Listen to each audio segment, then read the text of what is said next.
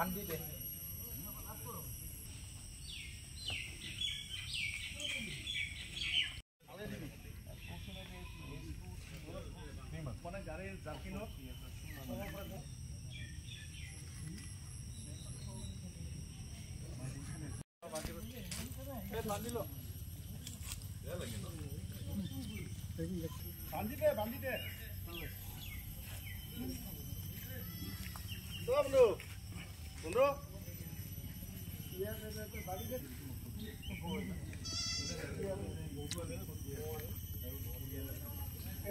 শুকোৱাৰ পিছতে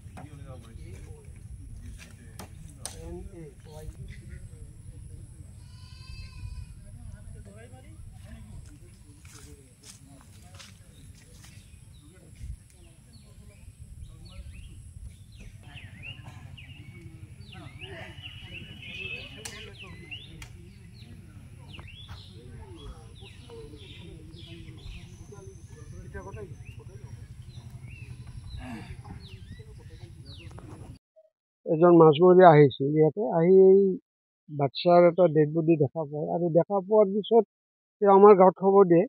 আমি প্ৰত্যক্ষ কৰিলোঁ দূৰৰ পৰা, আমাৰ অমৃত সৰোবৰৰ পুখুৰী আলিত লাগি আছিল।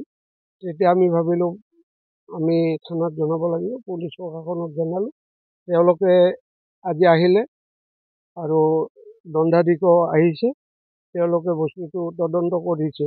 আৰু এটা আচৰিত ঘটনা ইয়াতে অনুমান হৈছে, যদিও বা বানপানীতে ভাহি আছে, যিয়ে কামটো কৰিছে ই অত্যন্ত অমানৱীয় ঘটনা ঘটিছে। এজন পৃথিৱীলৈ অহা শিশুক বা নৱজাতকক এনেকৈ পানীত উটুৱাই দিয়াজন নিশ্চয় ভাল মানুহ নহয়, ই অমানুষ, কাপুৰুষ আৰু নিশ্চয় সি জন্তুতকৈও অধম। কন্যা সন্তান এটিক যদি হওক, ঘটনাটো হয় মই চকুৰে দেখা নাই, ওচৰত গৈ কন্যা সন্তান হ'লে সেইটো আৰু ডাঙৰ অপৰাধ।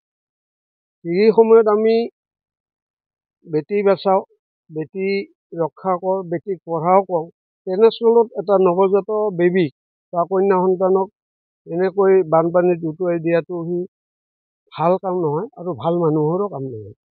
এই অমানসিক একেমুখে আমি ধিক্কাৰ দিছোঁ গাঁওবাসীয়ে।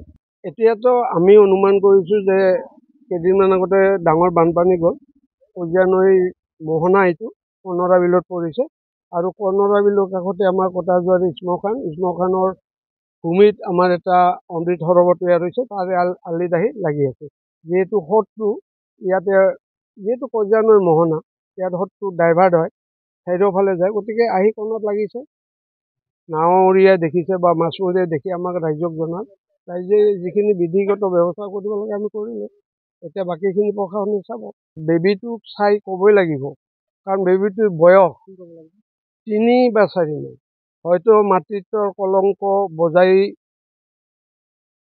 ৰক্ষা কৰাৰ কাৰণে বা কলংকৰ পৰা দূৰ হোৱাৰ কাৰণে এই ঘটনাটো ঘটাব পাৰে।